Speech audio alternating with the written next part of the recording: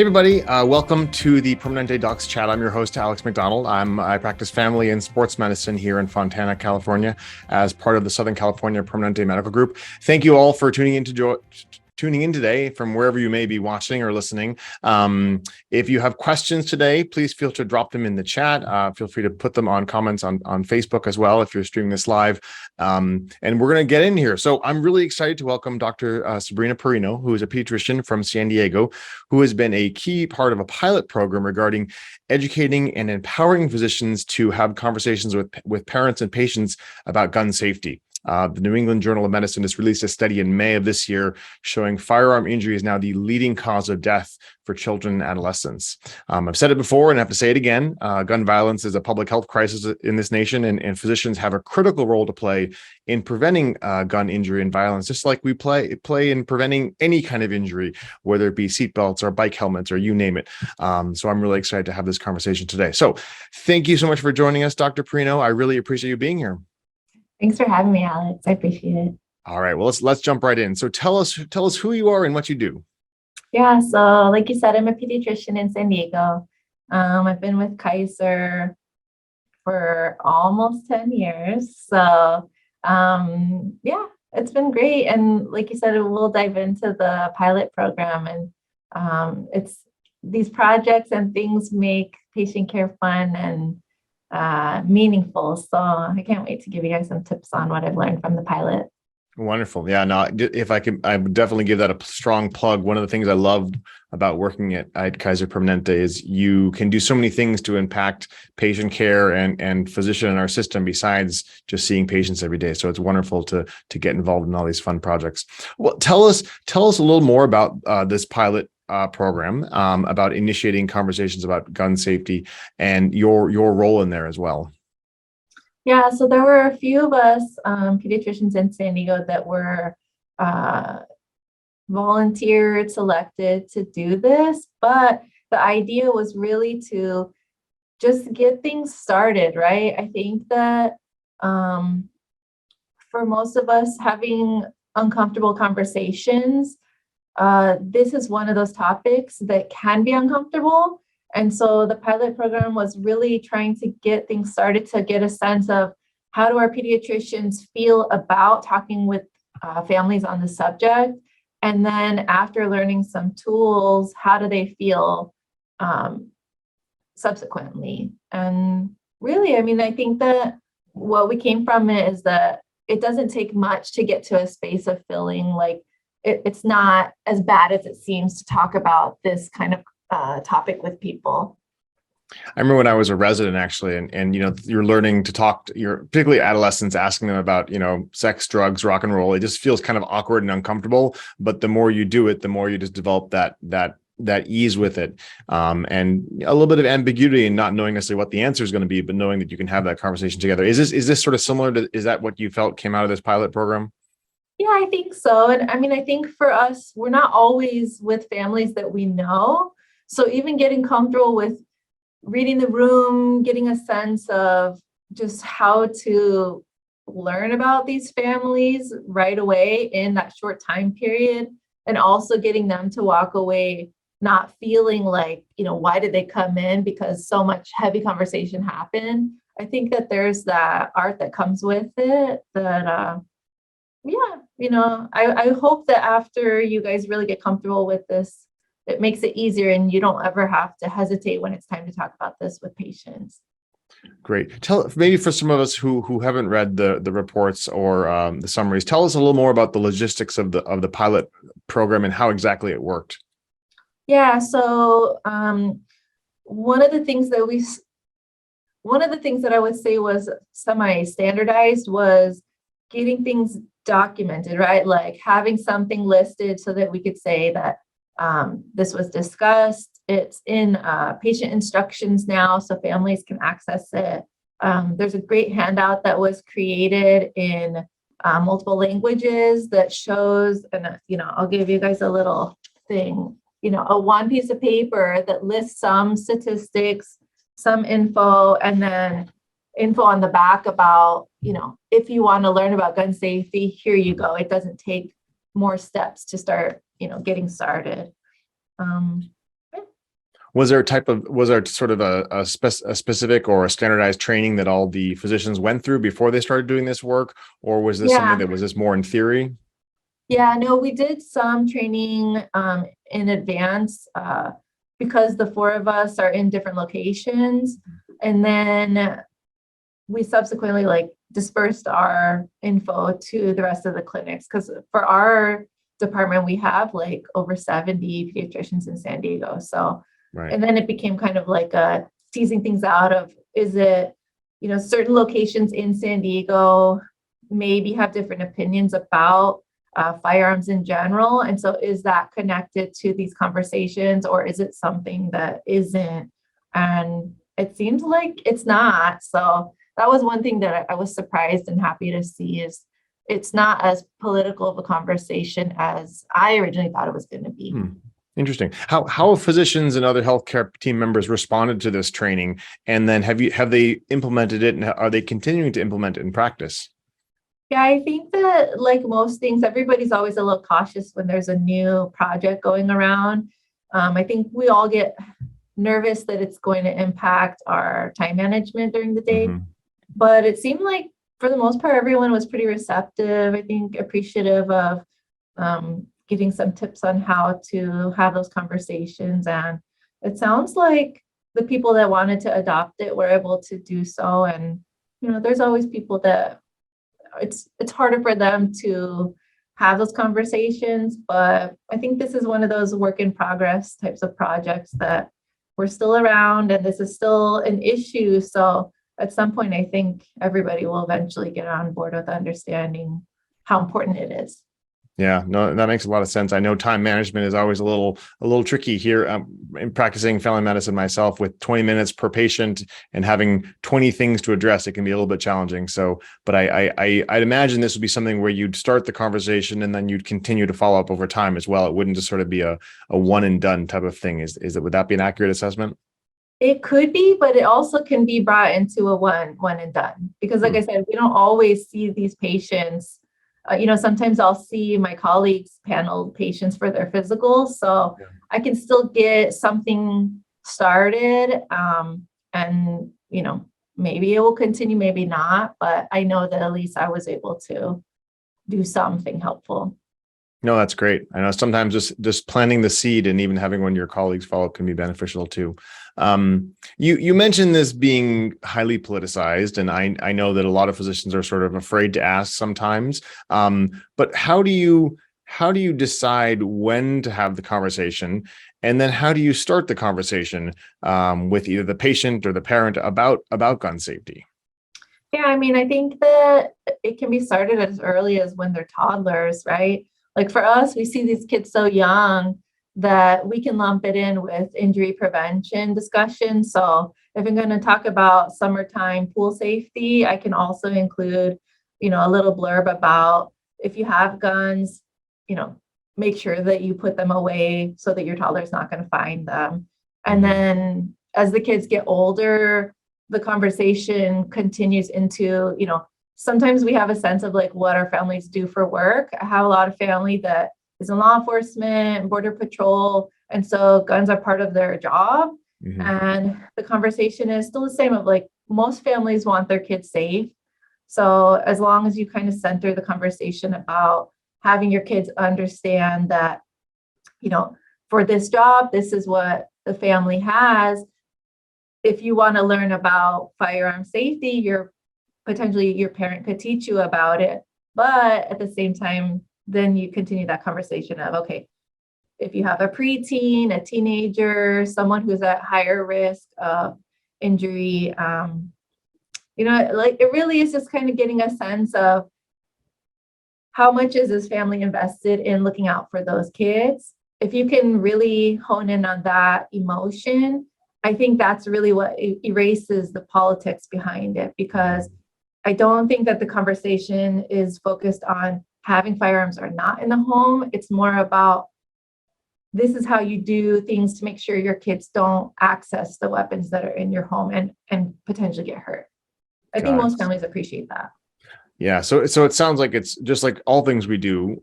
We center finding that common ground with the patient to really promote health and wellness, whether it be, exercise recommendations or bike helmets or seatbelts or gun safety as well. And I imagine that's a much more less politically charged way to address this concern. And I imagine, do you get any pushback, or do you ever have patients get angry asking about this? I'm just curious.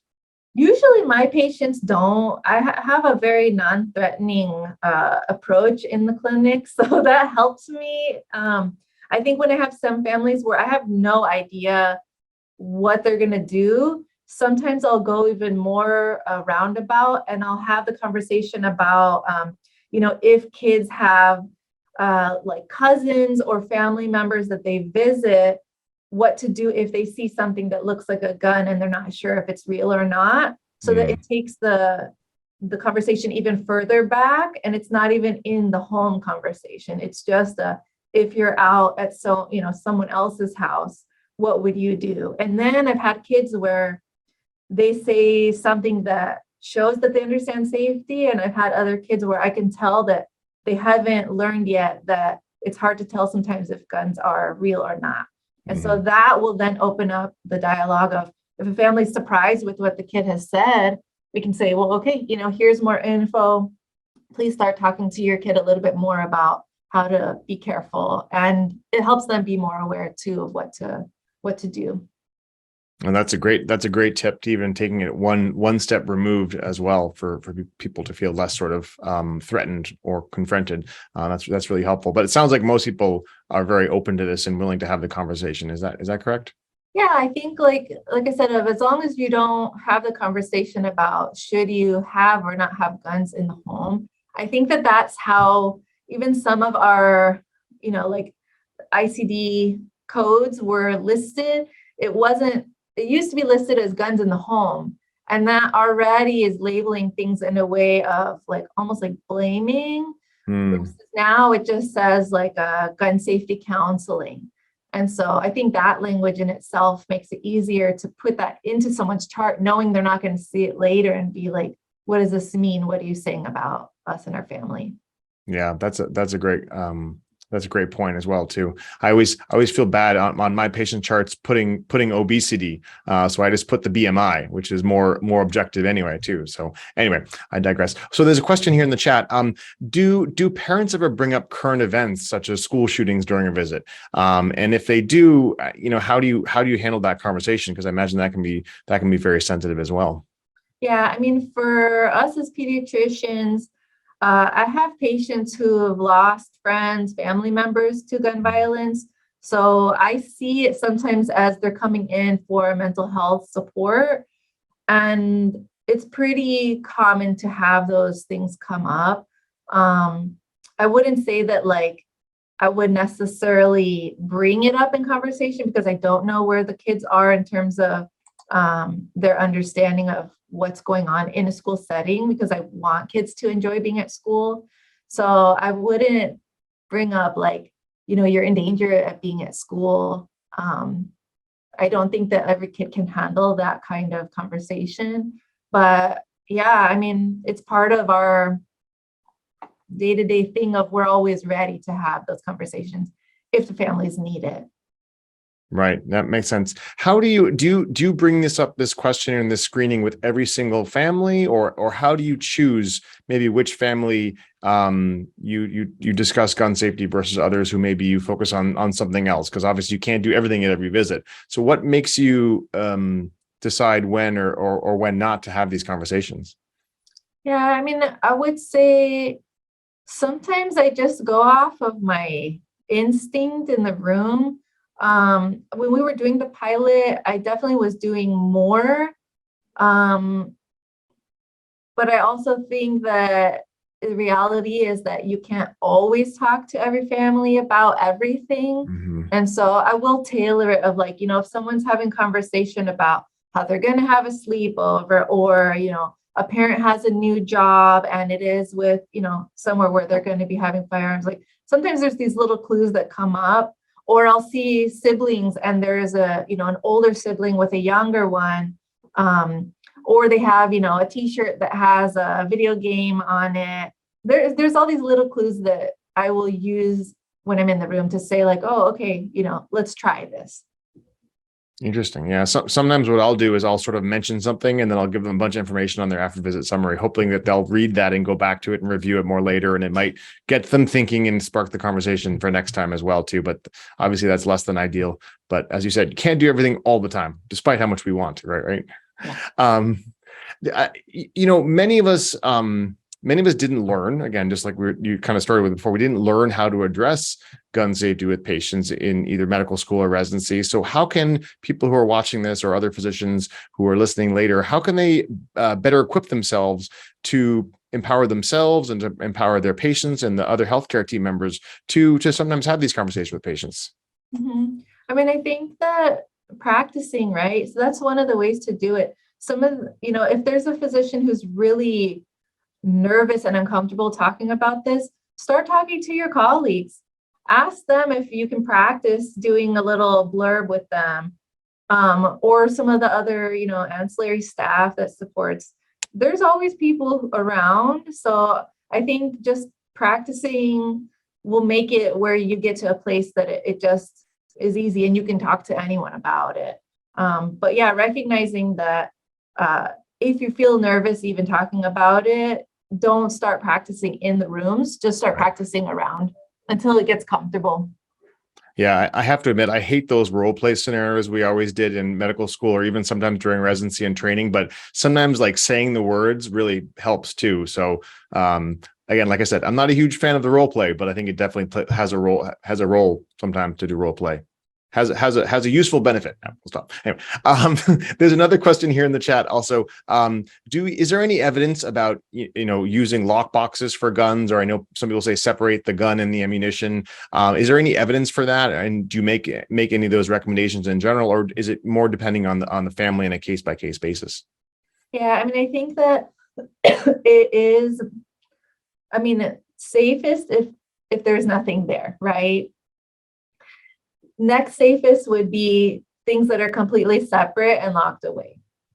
So I think that in a realistic setting, you may not get into that much detail because of the time constraints of the visit. But, ideally, if you in your, like area of service can potentially work with like law enforcement or some other advocacy groups that are encouraging ways where maybe they can, you could host like a drive that can hand out some of these locks. Because that's one of the things that did come up was there's different levels of affordability when it comes to firearm safety. Mm-hmm. And so how do you make it as accessible and affordable as possible so that people don't feel like they can't keep their weapons safe because it's too expensive to do so.